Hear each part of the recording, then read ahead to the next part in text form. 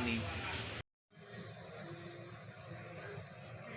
So, ngayon guys, magluluto tayo guys ng kasaba. Yung kasaba ko guys ay na ano na po siya, gid-gid na po siya. Nilagay ko lang sa freezer. So, ito na po guys, hindi na siya frozen. So, magluluto tayo guys ng merinda, kasaba, fried. So, meron tayong breadcrumbs, meron tayong glutinous rice, meron tayong kasaba, 1/2 kilo. Meron tayong guys honey, meron tayong sugar. So, let's start. So, bagong lahat guys, kape tayo guys. Sarap. So, let's start guys. Hindi ko na siya guys pipigaan guys. Dahil para ma-absorb din naman siya ng ating. So guys, maglalagay tayo ng sugar. 1, 2, 3 tablespoon of sugar sa kalahating kilong desiccated cassava. So, maglalagay tayo guys ng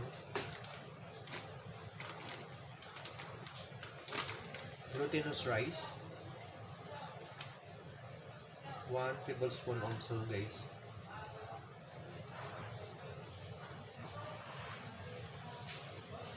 So yan guys, 1 tablespoon. So meron tayo guys breadcrumbs. I-mix natin guys.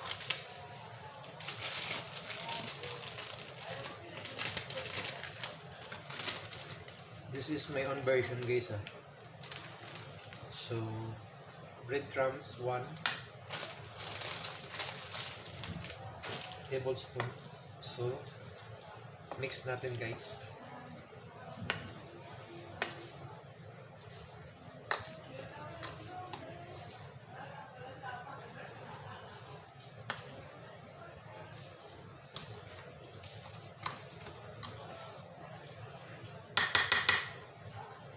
So mas maganda guys kung kakamay na lang natin. So malinis guys yung kamay dapat. So atin guys, haluin. Mas madali guys maghalo sa kamay.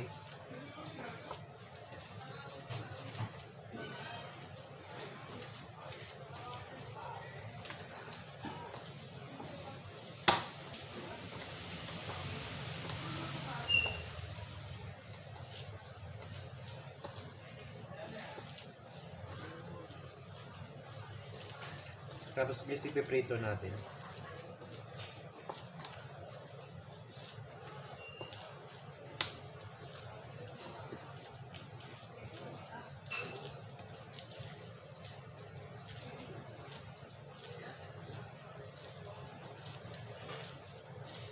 Dapat mag-mix guys yung ating mixture para mas malasa.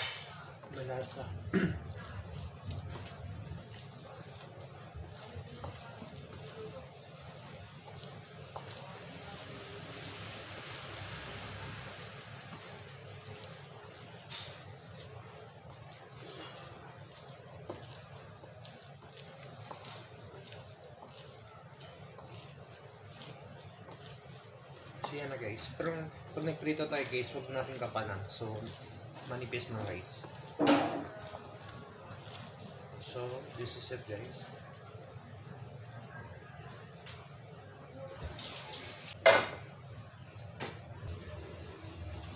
Turn on the fire. Put oil in a frying pan guys. So mamaya guys, gagamitin natin yung honey sa taas, ipapahid natin sa taas. So, antayin natin guys, minute ng ating kawali. So, ito na guys yung ating mixture kasaba. So, minute na guys yung ating kawali, pwede natin magsimula. So, ganito ko guys . Basta sa kutsara guys, may harap siya pipiin. So, ganito na lang guys .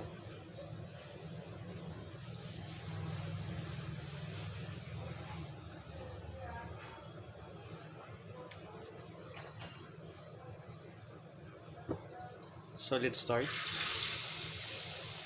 Guys, hindi makapal, manipis lang guys para yung dough maluluto. Check natin guys, baka masunog naman.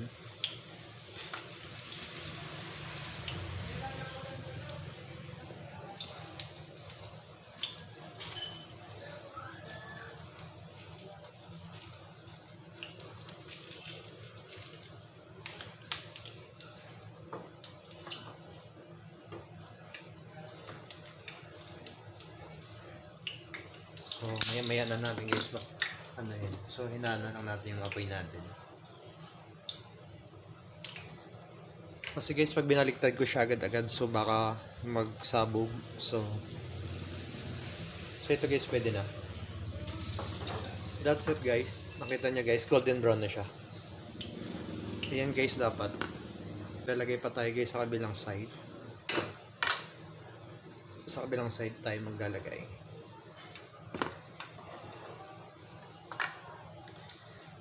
Isang kutsara lang guys, yung ihuhulma ko sa aking palad.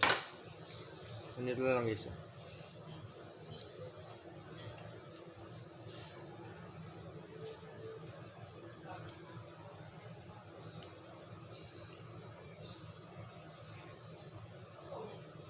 So dapat guys hindi makapal.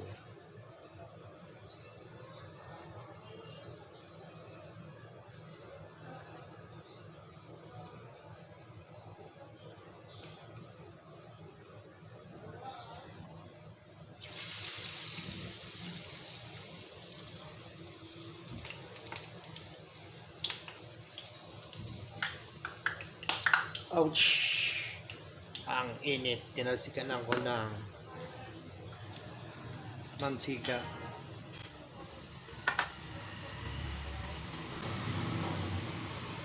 Medium heat lang guys. Huwag natin lakasan kasi mabilis masunog agad yung kasaba.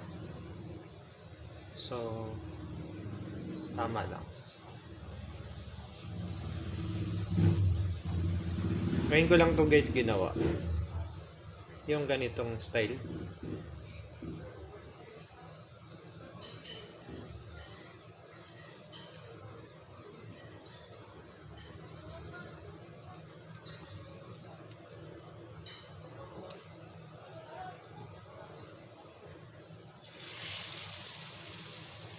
So yan guys, check na natin yung isa. So ito guys, pwede na to. So balik tayo natin sa kabila. Ayan guys, ang sarap.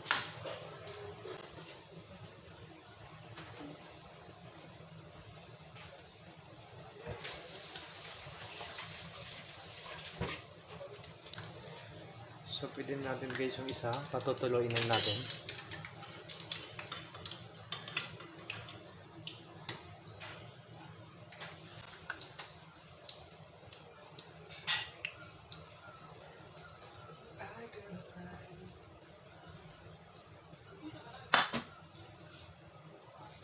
So ito na guys.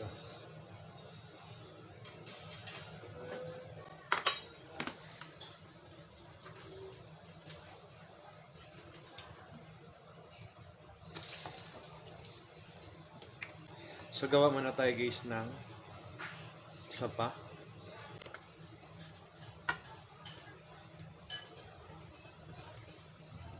May napanood ako guys sa YouTube. So ibang akin.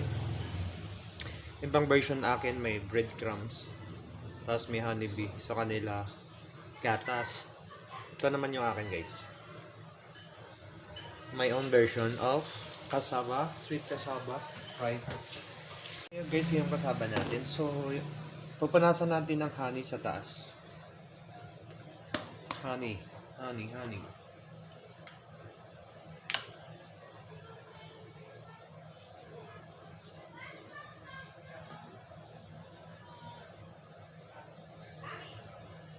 So, gagamitan natin siya guys ng brush. So, naglagay lang ako guys sa takip nung ito guys yan. Honey yan guys sa taas. So, dahil 3 tablespoon lang ginamit kong asukal dun sa ating mixture. So, kung matabang man siya, meron pa tayong extra na honey para sa taas. So yan guys, oh. Sarap. So, check na natin guys yung iba nating niluluto. Ayan guys, oh, sarap. Picturean ko guys, saglit lang. So, yung naluto ko pa lang guys ng peraso. So, ito guys yung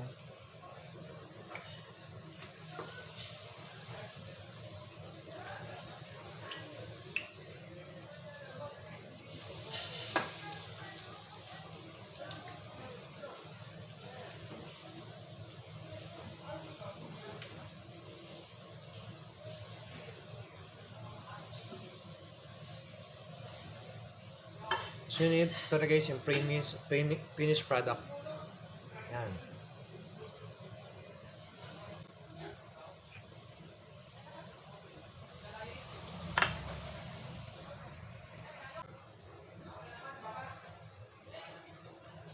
So ito na guys yung finished product natin guys. Ito guys. So subukan natin guys kung anong nasa. Harap guys oh. Harap. Harap guys. Promise. Harap.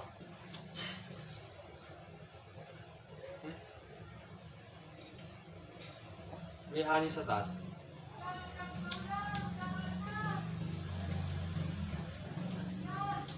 Merienda guys. The best.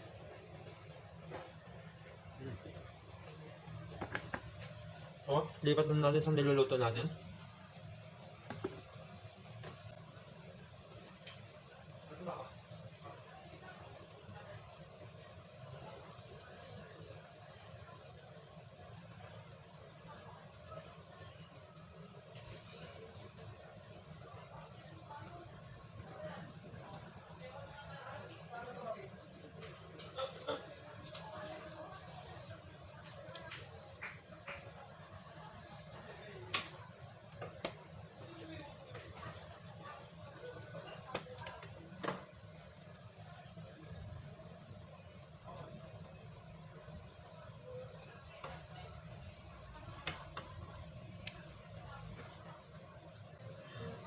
Napakasarap guys, promise.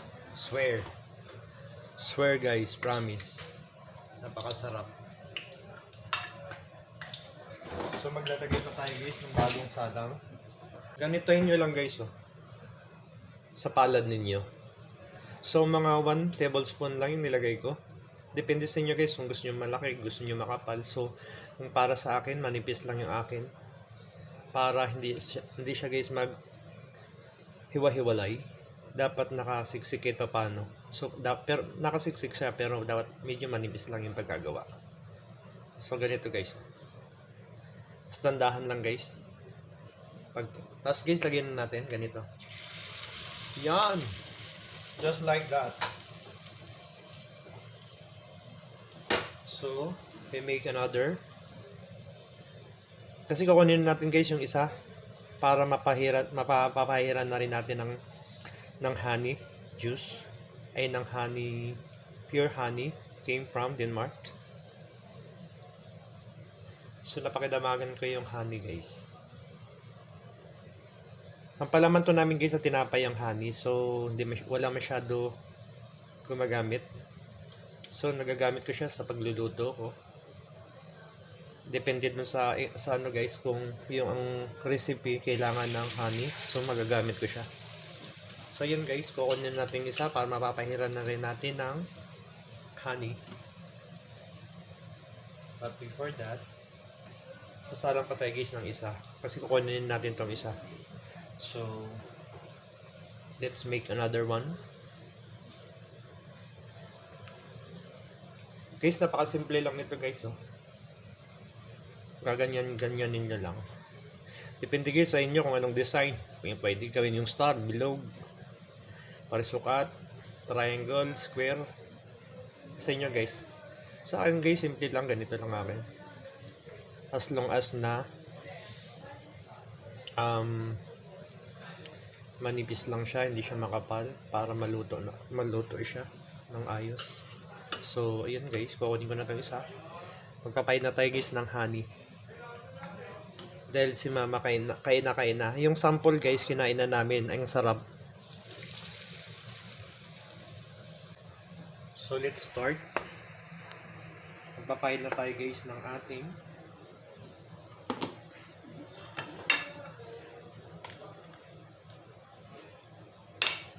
ito talaga guys yung honey. Ito guys, honey. Honing. Dennis Honing. Beth again Bigard.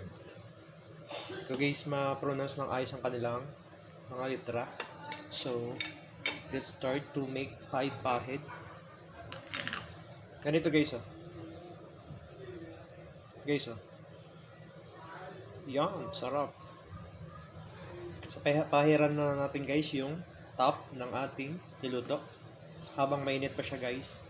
Para ma-absorb niya ang honey. Akala mo guys, bacon guys. Ang tag nito. Patty. Burger.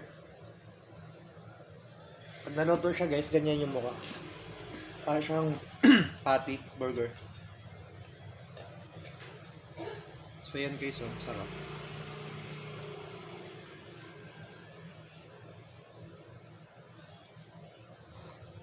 So, pipicturean na natin. Yan na guys, ang aking niluto. So, ayan yung nakasalang ko. Cassava, right? With honey. So, ito na guys yung pangatlong batch. So, balik na rin natin guys.